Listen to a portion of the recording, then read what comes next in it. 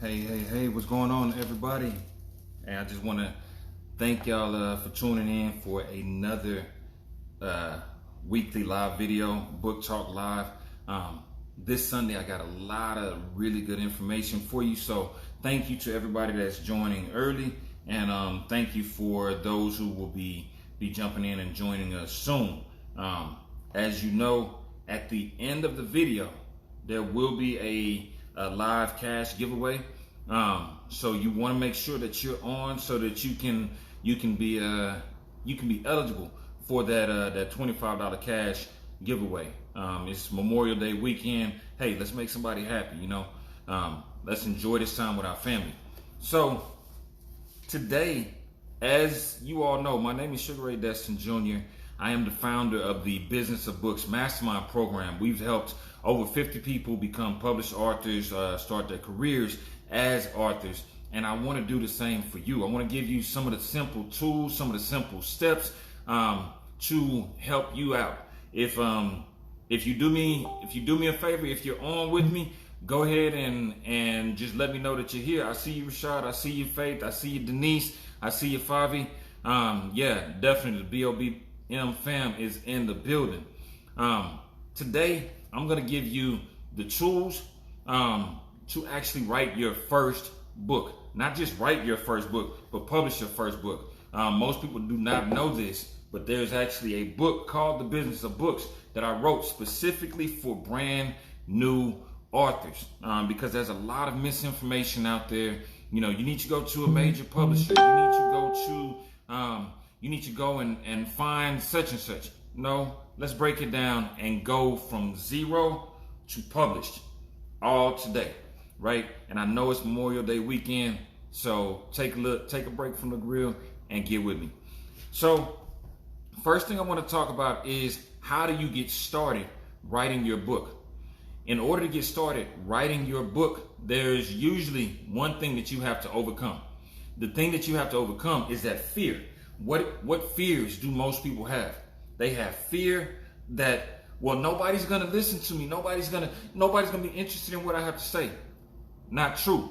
There's 7 billion people in this world, at least 7 billion people in this world.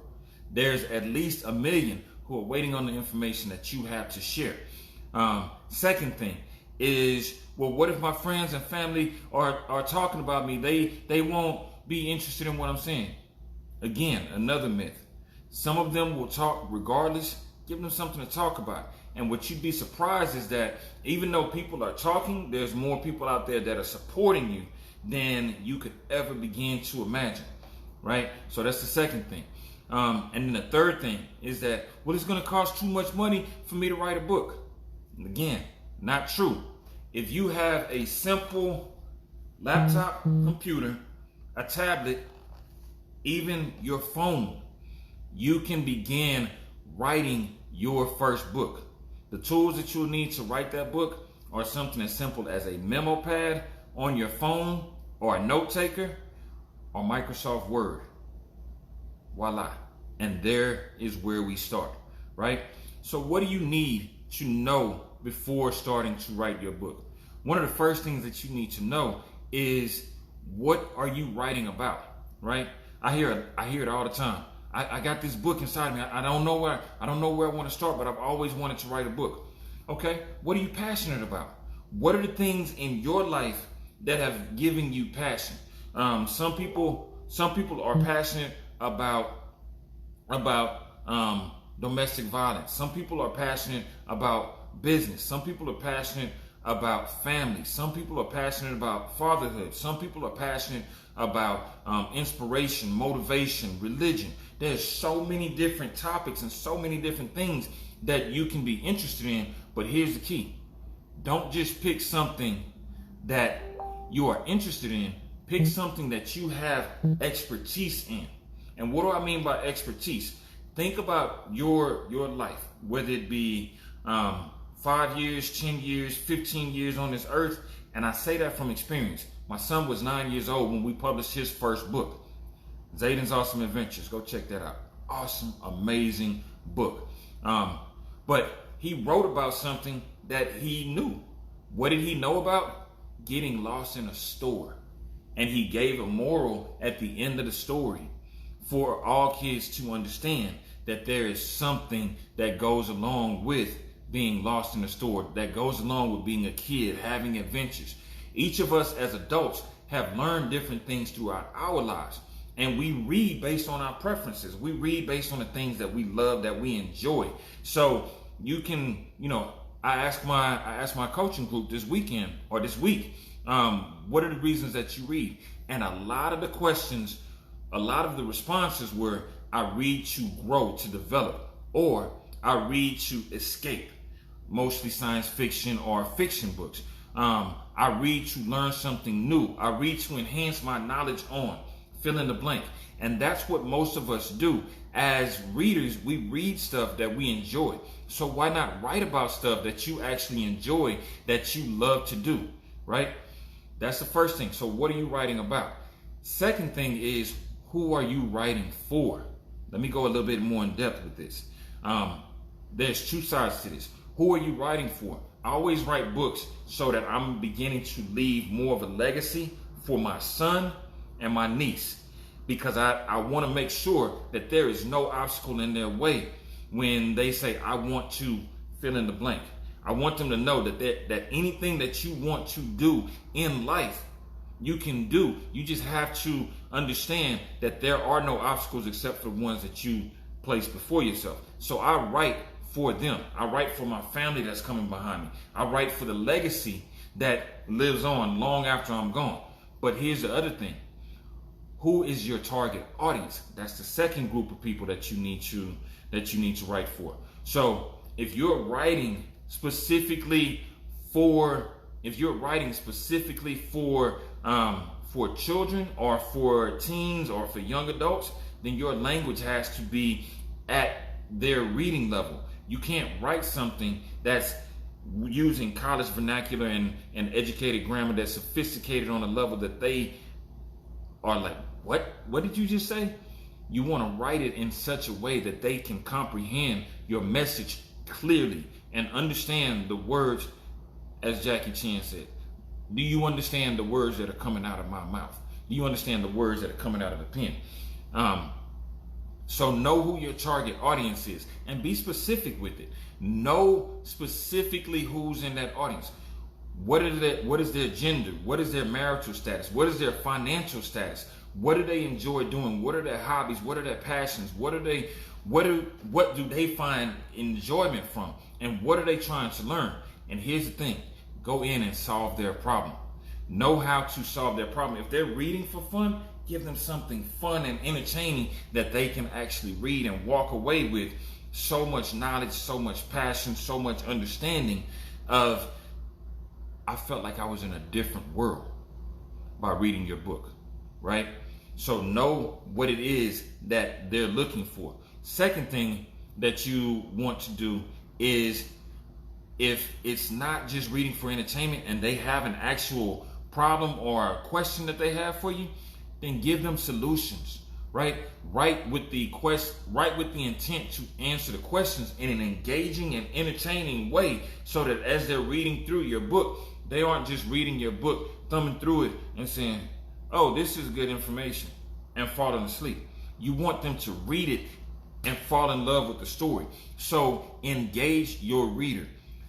Don't use the same words over and over again. Use words that actually speak to them, that engage them, that entertain them, that draw them in to your story. Because once you begin to draw your readers into your story, they're going to fall in love with the words that are on your page. They're not only going to fall in love with the words that are on the page, they're going to fall in love with you as a writer. Okay? So that's the next thing. So you know who your reader is, you know who you're writing it for. Next thing I want you to do is take time to understand and clarify your topic. When we were in middle school and high school, college, the teacher always gave us, my English teacher always gave us papers to write. It can be, we had 3 parts to every paper: the introduction, the body, and the conclusion. When you're writing a book, you should think along the same lines, but here's what I want you to do instead. Don't think in terms of introduction, body, and conclusion. Think in terms of what am I going to talk about for the next, I want to say 10 chapters. I always specify 10 chapters because 10 is a relatively easy number to hit, and it's a relatively easy amount of writing to do, right? 10 chapters, a good 10 chapter book, you're looking at it between 30 and 45,000 words. That's a short book of about, I want to say you're looking at maybe 60 to 80 pages in that book. Yeah, definitely more. You got a solution to others' problem. You become highly recommended because it's all about credibility. But as we go into the outline, one of the things that you want to think about are what are 10 specific things that you can talk about within this book, and find 10 specific topics that you're going to talk about at a high level, that you're going to give them information, you're going to give them details. And here's the biggest thing. In the world of sales, we always said facts tell, stories sell. Make your book story readable, right? If you think about it, as kids, the first thing that we learned was we always read children's books. Our parents read to us, the big bad wolf came to the three wolves' houses, and he said, I'll huff and I'll puff and I'll blow your house down. And there was the brick house, there was a straw house, and then there was the wood house. And he blew and he blew and he blew. He couldn't blow down the brick house. And we all learned the moral of the story was build your house of brick. Have a solid foundation. When you're writing your book, keep that in mind. Write in such a way that you're giving principles throughout your book, but at the same time that you're giving principles throughout your book, you want to give them information that's going to take them to another level and keep them engaged. So again, break it down into 10 main chapters. The 10 main chapters, you probably want to have 3 key points that you're going to touch on in each chapter. That way it doesn't just become monotone. You kind of switch it up in between those chapters and weave in a story with a fact, with a lesson, story, fact, lesson, right?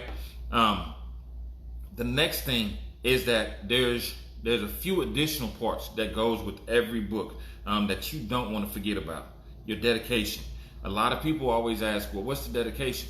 Your dedication is something simple that you're saying, hey, yes sir. I can't wait on the Magnetic Entrepreneur Summit, June 6th and 7th. Y'all make sure y'all tune in. And I actually have some giveaways for this summit.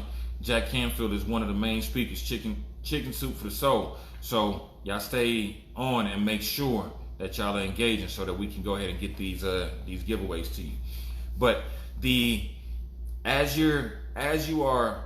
your dedication, going back to the dedication is something you're simply thanking, or you're dedicating this book to someone that's special in your life.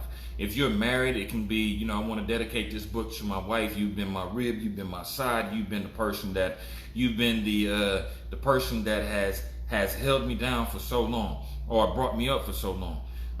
It can be to your children. I always dedicate my books to my son and my niece, again, because I want them to understand that there are no limits to life except for the ones that we place on ourselves.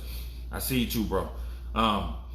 Lennis, I see you. And Favi, yeah, I love Chicken Soup for the Soul, man. So you definitely are going to tune in to that summit. Now, next part is the acknowledgments. Acknowledgments is a lot more detailed. It's probably about a page to 2, depending on how many people you have to thank. And this is where you're thanking the people that contributed to your success. It can be friends that have helped you along the way. It can be family that has helped you along the way.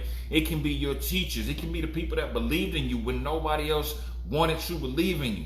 And believe me, that dedication is crucial, because I don't dedicate my book to just anybody that I know. I dedicate it to people that actually have influenced my life, have engaged in my life. I always dedicate my books to my Masonic family. I dedicate my books to friends from college. I dedicate my books to my accountability partner. I dedicate it to my mentors, Saul Paul and Sean Hardiman, because these are the people that have poured into me. More recently, I actually dedicated this book to Nikki Saunders, Jose Bennett, because they taught me a lot about branding and they taught me a lot about social media.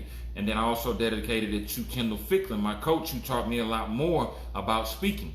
Make sure that your dedication is to someone that actually means something. Don't just dedicate it randomly, because these words, the words that are in here, go on and live longer than you will. They live on forever. So make those words count. Next thing in your book, and then another piece of your book is going to be your preface or your forward, or your preface or your introduction. And it's really just a letter that you're writing to your reader. Hey, I want to thank you for reading this book. Obviously, if you picked it up, it was something that meant the world. It was something that you were trying to grow from, or you were looking to be entertained. By the end of this book, I hope that I have met your goal. You're going to learn a lot of great information. You're going to learn a lot of good things inside the book. You're writing it specifically to that reader to let them know, I was thinking about you when I wrote this book. Okay? And then here's the last thing that you want to include. One of the last things that you want to include in your book. I won't give y'all all the secrets. I give y'all most of them though, because I don't want you going elsewhere and still being lost and having to go to the wrong people to get that work done when you can get it right here for free every Sunday. Next part that you want to include in there is a forward. A forward is something where you have someone who is high level, whether it be somebody high level in your family, somebody high level in your community, somebody high level, college professor, business expert, somebody that's an expert that has some pull, that when they recommend this book and they put their words inside of your book, it gives it validity. It gives you more credibility as an author. So your forward is something that is not written by you, but for you, on your behalf. So make sure that you go and find people that can actually find one person that you look to that can write a forward for that book. Last thing is, what do you have at the very end of your book? And a lot of people don't have or don't know that they actually should have an author bio. At the end of every book, and this is an old picture, y'all see I wasn't, well, it's black and white, but you can still see I didn't have as many wisdom hairs as I do now. So at the end of the book, you want to have a small bio that lets people know who you are as an author and what they can expect from you. What are your accomplishments? What makes you credible? If it's something as simple as, you're the mother of 3, and you've dedicated your life since a such age to being the best mom possible. If your book is about motherhood, guess what? That gives you amazing credibility. If you are in the sales industry and you have 20 years of sales experience, put that in your bio. If you are a victim of domestic violence or domestic abuse, or you've been to prison and you've turned your life around, include that in your bio, because that lets people understand who you are, and that gives them gives you credibility with them based on your audience, right? Obviously, in the business of books, one of the things that I included in my more recent bio is that I am the founder of the Business of Books Mastermind Program, which is a coaching program which has helped tons of authors become published. Why would that be important? Because it's a book about writing books and the business behind it. I need you to understand, this is what I do. This is the lane that I'm in.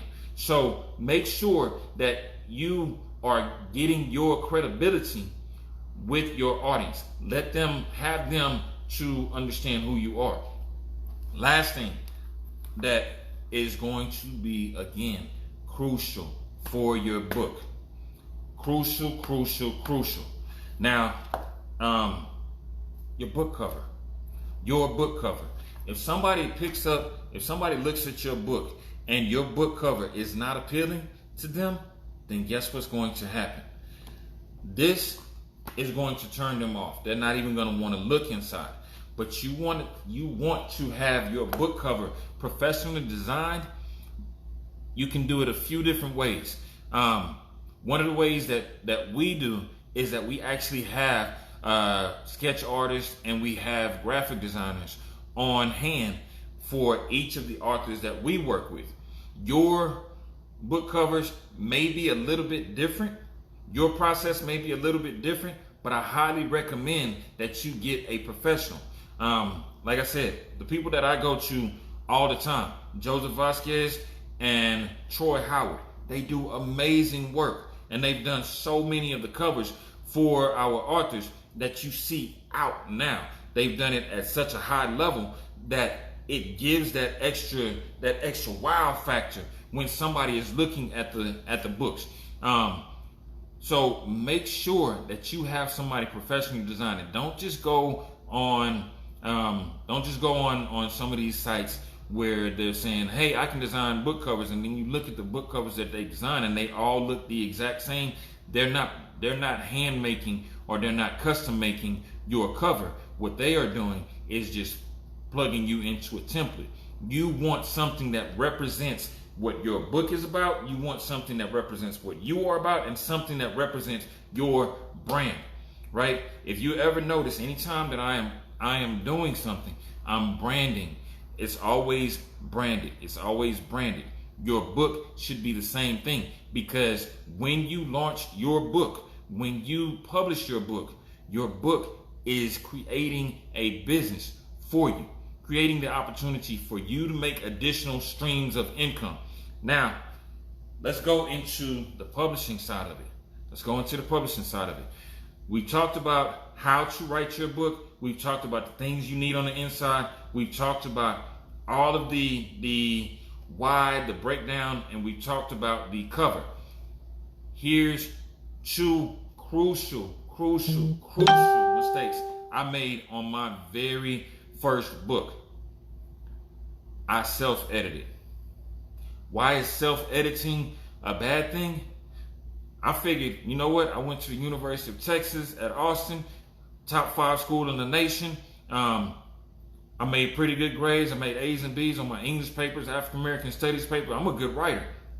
Well, you miss a lot of things because you look at the same thing over and over and over and over and over again, and there's small errors that you miss. So I missed a lot of the key points, are, punctuation, putting quotation marks, putting a period where it should have been, a comma where it should have been, quotation marks, exclamation points, those simple things. There were some words that were misspelled in the book because it wasn't something that I had been reading it so long. It looked normal to me. It's kind of like the old saying, they put them out there and there's a series of letters and numbers, and they say, if you're a genius, then you can read this. Only geniuses can read this. Well, if you've been reading the same thing over and over again, it becomes normal to you, and you miss those key points that somebody with a fresh set of eyes would not miss. So I highly recommend getting a professional editor. Now, depending on the route that you go, a professional editor is going to run you anywhere from 2 to 5 cents per word. 2 cents on the very, very, very low end of it. 5 cents per word is somebody who has a lot of skill in editing. Might have a master's degree, might have a PhD in English, might have a bachelor's degree in English. This is what they do full time. So they are charging you based on their specialization and based on what it is that they know. Now, if you break that down 2 to 5 cents per word, first time I went to a professional editor, the lady said, yeah, it's going to be 2 cents per word. I said, cool. She said, yeah, you have about 49,995 words in your book. I said, all right, so it's about $99. She said, no, that's $999. I said, wait a minute. Hold on. You mean to tell me that what I just wrote, you're going to charge me $1,000 to look at my book? Yes, that's how it goes. Because when you are working with a professional editor, you're paying them for their expertise so that they take your work the work that you put out initially and turn it into something that is legible, something that is readable, something that flows well for the next person that comes along. And that's where you get a great piece of work from, because they have those meticulous eyes to look at the things that are inside of your book. The next thing, so obviously you want to find somebody who has a specialty in English, and not just somebody who says, I can look at your book because they read a lot of books. They're going to miss things too. You want somebody who does this professionally. Again, small plug, humble brag, but real humble brag. I actually have 3 amazing editors on my squad. One is a journalism major, one is a teacher, and one is an amazing editor. And we do this all the time for our authors. So there's a full process in place for editing and publishing your book. Last thing that is so crucial. It's so crucial. When you are writing and getting your book out, you want to make sure that it follows through a specific format. What is formatting? Formatting is taking your words, putting them properly into paragraphs, making sure that they line up seamlessly, and at the same time the spacing and the font is correct, because you don't want to have multiple fonts in one book that doesn't look professional. What it does is it actually makes your book look very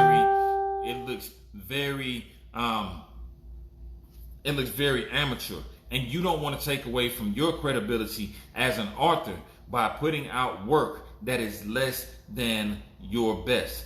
If you are an author, you want to move with a spirit of excellence. You want to move with the spirit of, I am now helping people, and people want to look at your book just like every other book that they've gone to the library, that they've gone to the bookstores, that they've gone to so many other places to find. Your book is now in the same category as all the rest. Once you become a published author, you're at the same level. You still have a lot more work to do, but you're at the same level as a Stephen King. You're at the same level as a Michelle Obama. You're at the same level as a Barack Obama. You're at the same level as a Donald Trump, as a Robert Kiyosaki, as a Dale Carnegie, as a Stephen Covey. You are at the same level as an author, but the only difference between them and you, whether you are published through Vanity Publishing, which is a major publishing company, or published as a self-published author, is the only difference is time and experience. We now have the same access to platforms that allow us to get global distribution.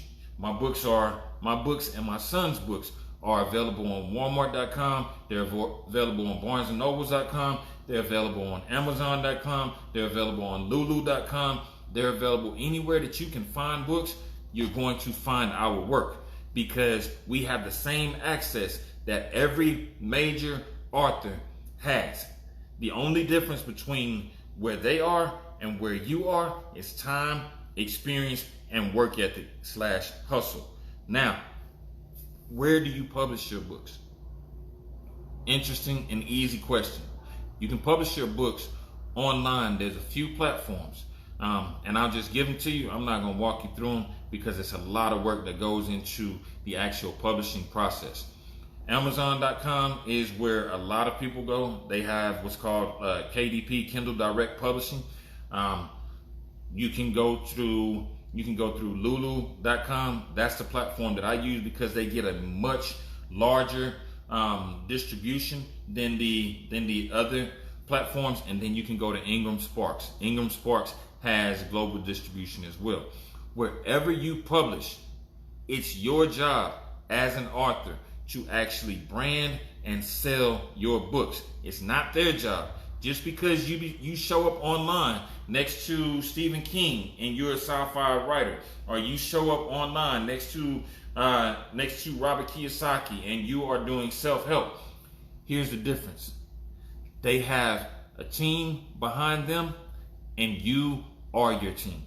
So the work ethic that you put into it is what you're going to get out of it. You can sell as many books as you want. one of the following weeks, I'm actually going to talk to you all about how to sell your book and the platforms that you can sell your books from. But you have the same hustle, you have the same abilities to make the types of income that they make as authors. You just have to be willing to put in the work, right?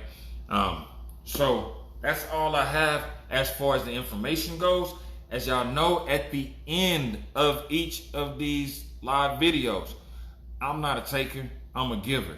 I like giving away prizes. I like giving away free stuff. And I just appreciate you all for tuning in, enjoying this time with me.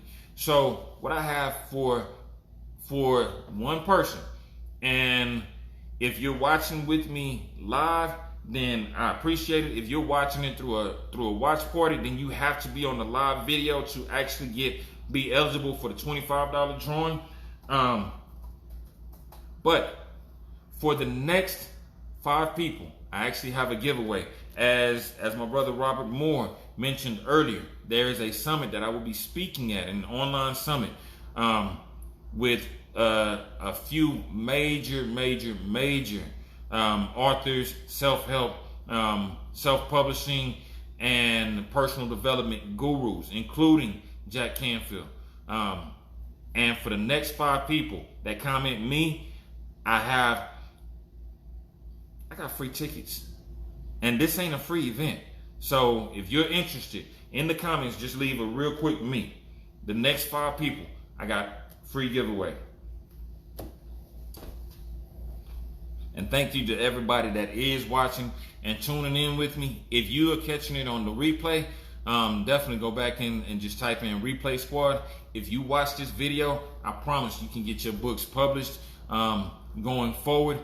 And there's no reason that book that's been in your heart and on your brain for the past 2 months, the past 5 years, the past 10 years, your entire life, there's no reason that you will not become a published author. And if you need help, definitely reach out to myself or my team. Like I said, again, we have an amazing team of graphic artists, illustrators, and editors. Especially thankful for all of them. Elizabeth Bernice, Edward Robertson, Khadijah Balde, Joseph Vasquez, Troy Howard. They have been putting in work with me behind the scenes for years. I see 4 people. I see Favi got tickets. Rashad has tickets. Ed has tickets, and Corey is gonna get tickets. Now, here's where the rush comes in.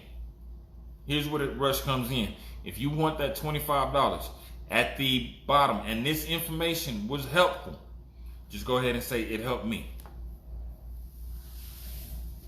And I'm gonna choose from one of the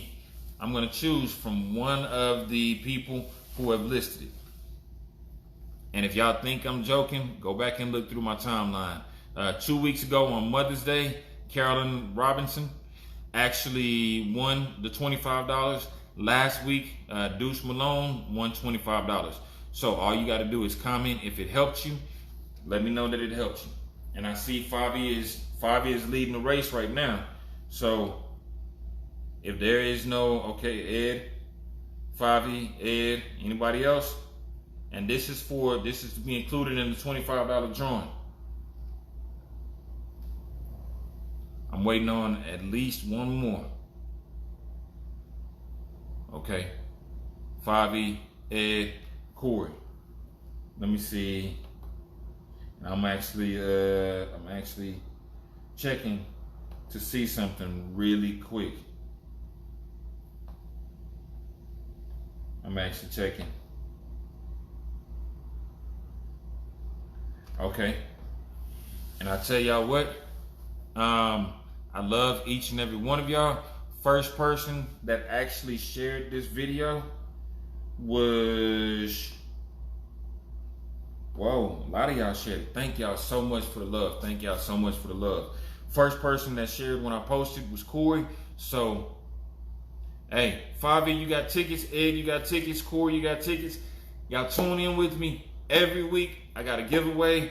I'm actually going to post a link for you to get a guide if you want to learn how to write your first book and get it published, this guide will walk you through step by step by step. And like I said, if we have to go back through and check history, the youngest author that I published was 9 years old. That was my son. He did his first book tour in 2018.